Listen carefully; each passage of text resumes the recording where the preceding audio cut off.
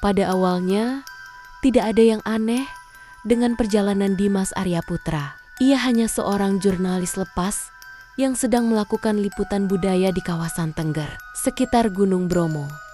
Fokusnya adalah upacara Yatnya Kasada, sebuah tradisi yang sudah sering diliput oleh media nasional. Namun di hari ketiga perjalanannya, arah yang ia ambil justru membawanya ke sesuatu yang jauh dari peradaban dan dari logika. Semuanya berawal dari percakapan singkat dengan seorang penjual kopi di pasar kecil Probolinggo. "Kalau Mas mau naik lewat jalur hutan, jangan sampai masuk ke Watu Ireng," ujar si penjual dengan nada datar. Matanya tidak menatap langsung desa itu. Ndak ada cermin. Orang sana takut ngaca. Dimas hanya mengangguk sopan. Walau dalam hati ia tertawa kecil. Ia mengira itu bagian dari mitos lokal, semacam larangan adat yang berbau mistis. Hal yang justru menarik untuk ditulis. Tapi sore itu, ketika GPS di ponselnya mulai kacau dan jalan yang dilaluinya tampak semakin asing, ia sadar bahwa dia sudah keluar dari jalur utama. Kabut mulai turun pelan dari langit pegunungan, dan jalan setapak yang ia lewati tampak seperti tidak pernah disentuh ban kendaraan. Sekitar pukul 5:30 sore, ia menemukan desa itu. Tak ada gapura, tak ada papan nama, hanya rumah-rumah kayu yang berdiri rapat dan hening seperti kuburan. Anehnya, tidak satupun rumah memiliki kaca jendela. Tidak ada kilau, tidak ada pantulan. Desa itu sunyi, terlalu sunyi. Dimas mengetuk salah satu pintu. Awalnya tak ada jawaban, tapi setelah ketukan ketiga, suara perempuan tua menjawab dari balik tirai bambu. "Kau bawa kaca?" Pertanyaan itu membuat Dimas terdiam. "Maksudnya, kacamata?" tanyanya. Setengah bercanda. "Kaca apapun," kata perempuan itu lagi. "Cermin, layar ponsel, kamera, semua tidak boleh di sini. Kami tidak boleh melihat pantulan." Ia memperkenalkan dirinya sebagai Mbok Retno, salah satu tetua desa. Wajahnya keriput, tapi sorot matanya tajam, seolah mampu membaca isi hati orang. Ia menjelaskan bahwa desa mereka memegang satu pantangan utama. Tidak ada satupun benda pemantul yang boleh ada di sana. Tidak karena tabu biasa, melainkan karena sesuatu yang lebih dalam. "Cermin mencuri wajah kita," katanya lirih. "Tapi bukan wajah di luar. Yang dicuri adalah bayangan di dalam." Dimas menanggapi ucapan itu sebagai bentuk simbolik, mungkin sebuah kepercayaan spiritual. Namun malam itu, karena hari sudah terlalu gelap untuk turun gunung, ia menerima tawaran menginap dari seorang warga. Kamar yang diberikan kepadanya sangat sederhana. Dinding dari anyaman bambu, lampu minyak menggantung di sudut ruangan, dan sebuah kasur tipis dibentangkan di atas lantai kayu. Tidak ada cermin, tidak ada televisi, bahkan tidak ada colokan listrik. Dan saat malam mulai merambat, rasa penasaran Dimas tumbuh liar.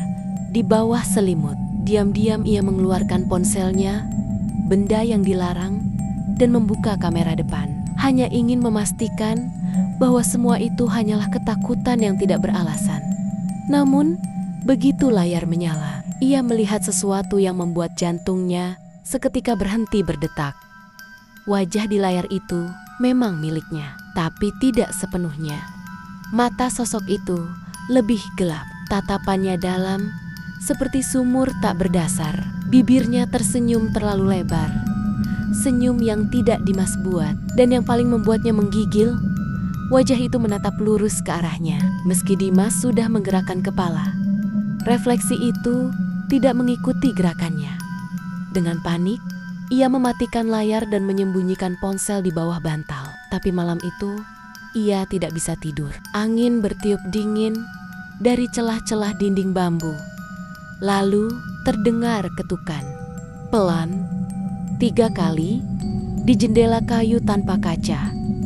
Dan kemudian suara berbisik, sangat dekat, seolah berada tepat di balik daun jendela. "Bayangmu sudah kulihat, Kini giliranku menatapmu. Dimas tidak berani bergerak, tidak pula menjawab. Tapi ia tahu, malam itu ia tidak sendiri. Dan pantulan yang seharusnya ia lihat hanya sekali, telah membuka sesuatu yang tidak bisa ditutup kembali. Ketukan itu tidak terulang, tapi kehadirannya tertinggal di udara, seperti bau anyir yang tidak tercium hidung, tapi terasa oleh kulit. Dimas masih terbaring diam. Napasnya ia tahan, mencoba mendengar apapun selain suara detak jantungnya sendiri. Tapi tidak ada apa-apa. Tidak suara langkah, tidak desah angin, tidak juga suara Mbok Retno yang kamarnya terletak beberapa meter dari tempat ia menginap. Semuanya membeku. Dimas tidak memejamkan mata sampai fajar menyelinap masuk lewat celah-celah dinding bambu. Cahaya pagi tidak memberi rasa aman, justru memperjelas bahwa apapun yang semalam terjadi bukan sekadar mimpi. Ia ingin keluar secepat mungkin, turun dari desa ini, kembali ke kota, dan menertawakan dirinya sendiri. Namun saat ia membuka pintu kamar, seorang lelaki muda telah berdiri di depan rumah. Wajahnya tenang, terlalu tenang untuk pagi yang dingin dan mencekam seperti itu. "Nama saya Ganda," katanya. "Saya disuruh Mbok Retno menemani Mas Dimas keliling desa, biar tidak salah lihat sesuatu." Kalimat terakhir itu terdengar ganjil. Salah lihat sesuatu. Dimas hanya mengangguk dan mengenakan jaket. Ia memutuskan untuk menuruti saja, sambil berharap bisa menemukan jalan keluar lebih cepat. Desa itu lebih aneh di siang hari. Tak ada ayam, tak ada anak-anak. Bahkan suara burung pun tidak terdengar. Setiap rumah tertutup rapat. Ganda berjalan memimpin, melewati gang-gang kecil yang seolah semua menuju arah yang sama, ke pusat desa. Sebuah bangunan tua berdiri di sana, semacam pendopo besar, tetapi tertutup kelambu hitam. Di depannya ada sumur tua yang permukaannya ditutup rapat dengan papan kayu dan ditindih batu besar. Dulu itu sumur pemujaan. Jelas Ganda tanpa diminta. Tapi sejak kejadian pantulan terakhir tidak boleh lagi dibuka. Dimas hampir bertanya kejadian apa, tapi ia urungkan. Matanya terpaku pada kelambu hitam di pendopo. Di situ ada apa? Ruang penghapus bayangan. Jawab Ganda singkat. Dimas menatapnya heran. Setiap orang yang lahir di sini akan dibawa ke sana satu kali. Setelah itu, mereka tidak boleh pernah melihat bayangan dirinya sendiri lagi seumur hidup. Seketika, bulu kuduk Dimas meremang. Ia mulai paham bahwa desa ini bukan hanya memegang kepercayaan, tapi menjalani sesuatu yang jauh lebih ekstrem, seperti ritual atau bahkan kutukan. Lalu kenapa kalian tetap tinggal di sini? Karena keluar tidak menjamin bisa lepas dari pantulan itu. Lebih baik kami yang dikurung di sini daripada dia yang bebas keluar. Dia, Ganda, tak menjawab. Pandangannya malah mengarah ke saku jaket Dimas, tempat ia menyimpan ponselnya. "Masih di bawah?" "Ya," tanya Ganda pelan. "Hanya untuk catatan," jawab Dimas. "Berbohong. Kalau begitu, sebaiknya jangan nyalakan kamera depan. Sekali saja, itu cukup untuk membuka matanya." Mereka kembali ke rumah Mbok Retno saat matahari mulai meninggi. Di beranda, perempuan tua itu sudah duduk, memegang mangkuk bubur jagung dan menatap Dimas dengan pandangan yang sulit dijelaskan. Campuran iba dan penyesalan. "Kau sudah menyalakan kamera itu?" "Ya." Dimas hanya diam. "Dia sudah melihatmu." Perempuan itu meletakkan bubur ke lantai dan bangkit perlahan. "Mulai sekarang, setiap bayangan yang kau lihat mungkin bukan lagi milikmu. Jangan percaya pada pantulan air, bayangan di tembok, bahkan suara yang menyerupai suaramu. Bagaimana kalau aku pergi dari sini sekarang? Terlambat, dia sudah tahu bentukmu." Malam kembali datang, dan Dimas tahu malam ini tidak akan lebih tenang dari sebelumnya. Sekitar pukul 11, Ia mendengar suara langkah kecil, pelan, berputar mengelilingi rumah. Lalu suara berbisik di luar dinding. "Bayangmu sudah mulai menyerupaku." Dimas menutup telinganya. Ia merasa seperti mulai kehilangan. Ia melihat ke lantai. Dan di sana, bayangannya sendiri tidak lagi meniru gerak tubuhnya. Kepalanya menunduk saat Dimas berdiri. Tangannya bergerak meski tubuhnya diam. Bayangannya sudah hidup sendiri. Bayangan itu tidak lagi mengikuti gerakan Dimas. Malam itu, ia berdiri di tengah ruangan, menggenggam senter kecil dengan tangan gemetar, memandangi bentuk gelap di lantai. Cahaya dari lampu minyak menggantung menciptakan siluet samar. Tapi yang ia lihat bukan bayangan biasa. Sosok itu membungkuk seolah menatap balik ke arahnya. Kepalanya bergerak perlahan, seperti sedang menimbang-nimbang. Lalu ia tersenyum.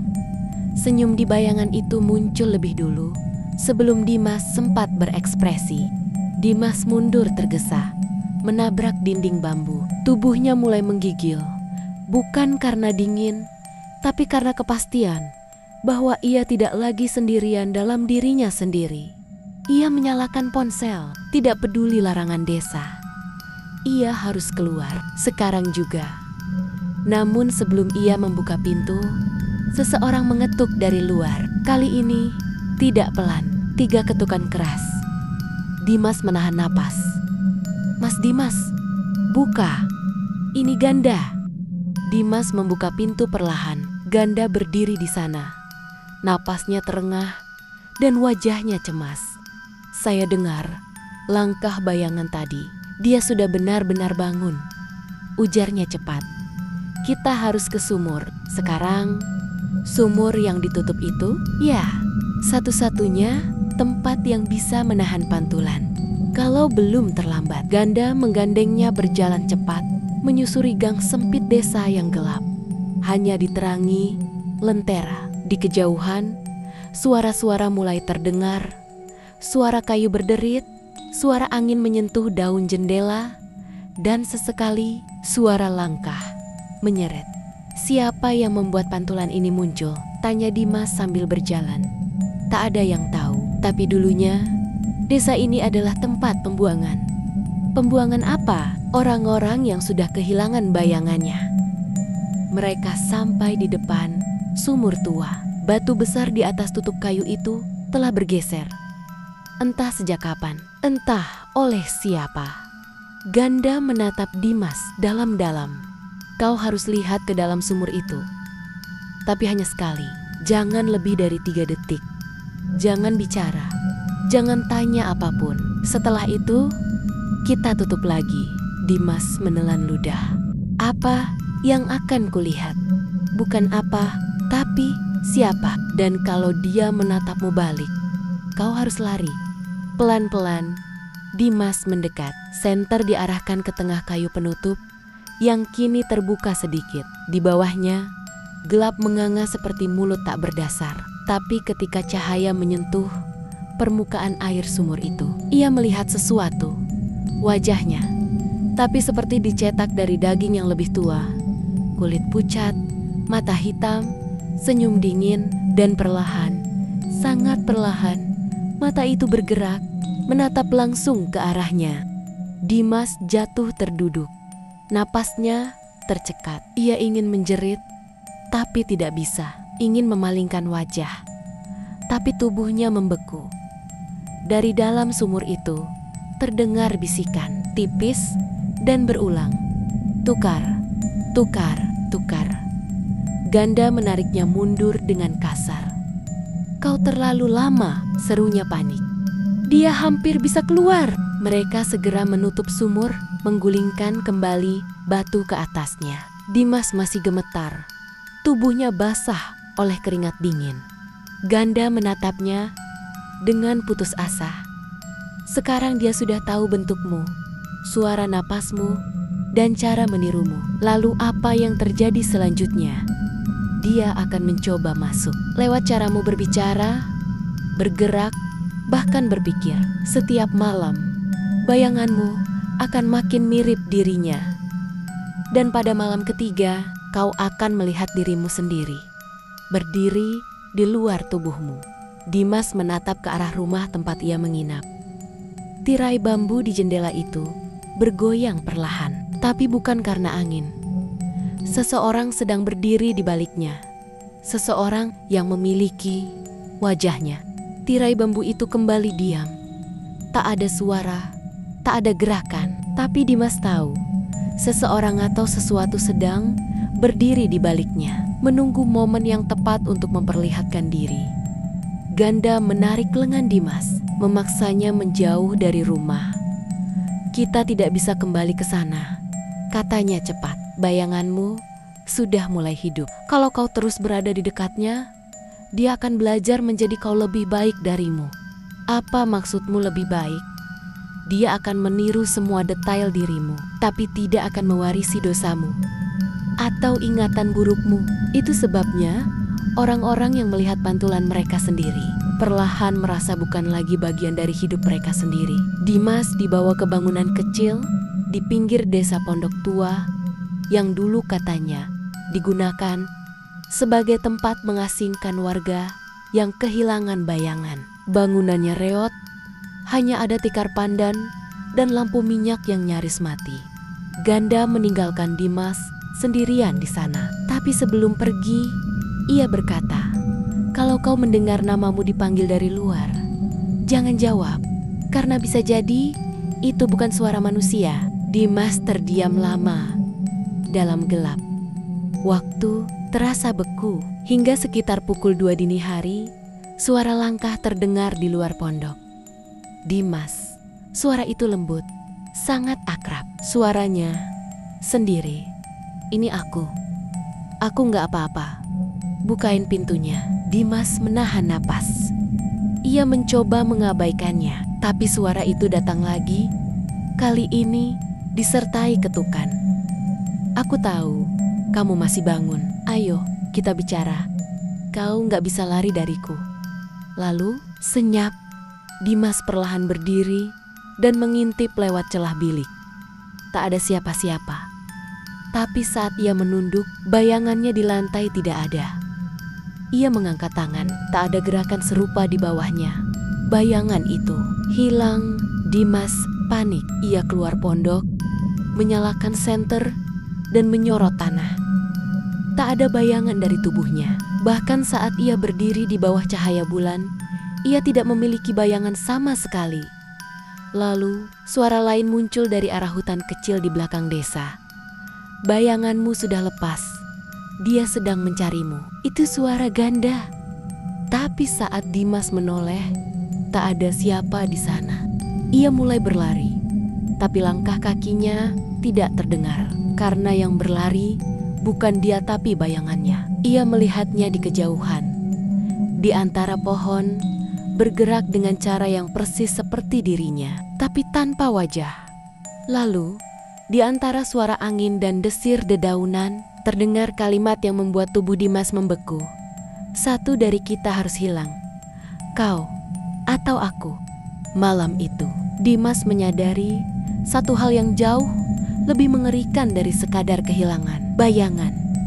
Pantulan dirinya sendiri sedang mencoba menggantikannya. Pagi hari turun di desa Watuwiris dengan cahaya yang dingin dan menyesatkan. Langit tampak cerah, tapi hawa terasa mati. Dimas duduk di tanah, punggungnya bersandar pada batang pohon. Ia belum tidur sejak semalam. Masih menanti bayangannya atau dirinya sendiri untuk kembali. Tapi yang muncul bukan ketenangan, justru perasaan bahwa ia sedang dipantau dari jarak sangat dekat. Langkah kaki menghampiri. Ia menoleh, sosok Ganda datang tergesa.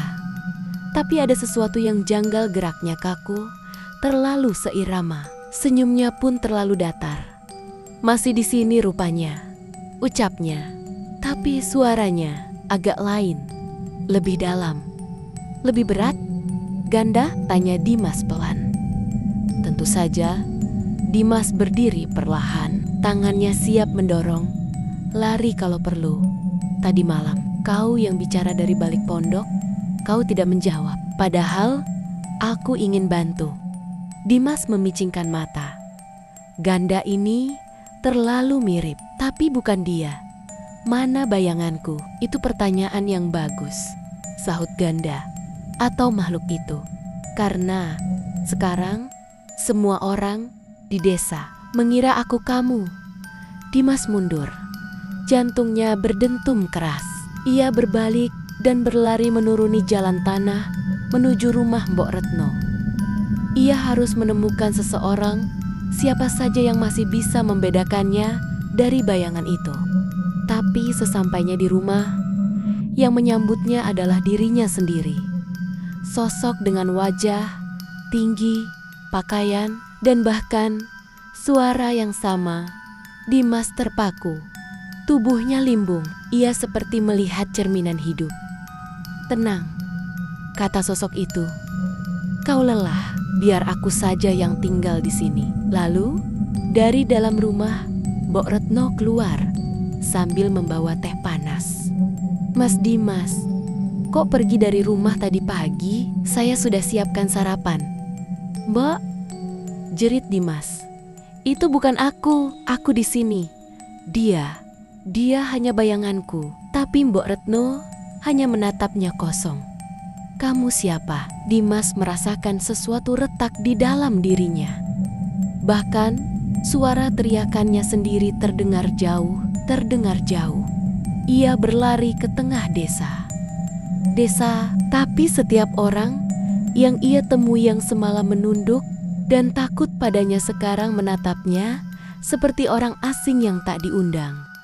Sementara itu, bayangannya berjalan santai di belakang, melambaikan tangan. Kau terlalu lama menyimpan wajahmu di dalam sumur itu, bisiknya. Sekarang semua memori mereka sudah menjadi milikku. Hari itu Dimas menghilang dari pengakuan dunia. Orang-orang hanya mengenali satu Dimas yang terlihat baik, sopan, tenang, dan tidak pernah marah-marah seperti orang panik yang berkeliaran. Dan bayangan itu perlahan mulai menghapus semua jejak kehadiran Dimas yang asli. Saat malam tiba, Dimas kembali ke pondok di tepi hutan. Tak ada lagi yang mengenalinya. Ia menatap tangannya sendiri yang tidak lagi menghasilkan bayangan. Dan dari balik pepohonan, seseorang berdiri mengawasinya dengan tubuh seperti miliknya, tapi wajah yang mulai berubah. Lebih halus, lebih bersih, lebih sempurna. Aku akan hidup lebih baik darimu, dan tak ada yang akan merindukanmu. Dimas menutup mata untuk pertama kalinya. Ia merasa bukan siapa-siapa. Dimas duduk membisu di depan pondok reyot di pinggir desa. Tak ada cahaya, tak ada suara. Bahkan napasnya sendiri pun nyaris tak terasa. Bayangan dirinya berdiri tak jauh di antara pohon-pohon. Wajahnya bersih dan tenang, seperti tak pernah mengenal penderitaan. Ia tak bergerak, hanya menatap, seperti sedang menunggu Dimas mengambil keputusan terakhir. Dimas menunduk, melihat ke tanah, dan tetap tak ada bayangan. Seolah dunia pun tak lagi mengakui keberadaannya. Pagi berikutnya, kabut turun lebih tebal dari biasanya. Dimas menyelinap kembali ke desa, berjalan di antara rumah yang dulu menyambutnya hangat. Tapi kini, tak satu pun orang menyapa. Ia berdiri di tengah jalan, berteriak, melompat, menangis. Tapi bagi semua mata di sana, ia hanya angin. Sampai matanya bertemu dengan seorang anak kecil.